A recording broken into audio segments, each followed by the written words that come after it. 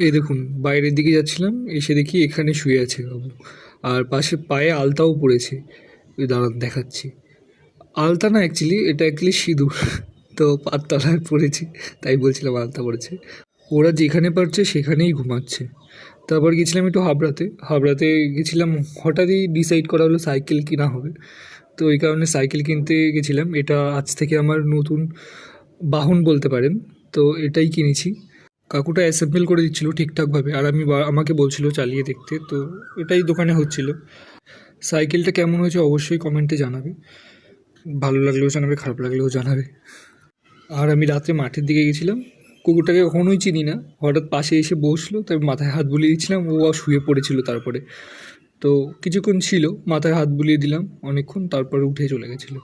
Actually কুকুর বলেই এটা সম্ভব। বিড়াল বা অন্য কিছু হলে এরকম হুটপাট করে অচেনাভাবে কাছে আসে না। আর এটা কুকুর বলেই সম্ভব, ওই কারণে কুকুরটা বেশি ভালোবাসি আমি।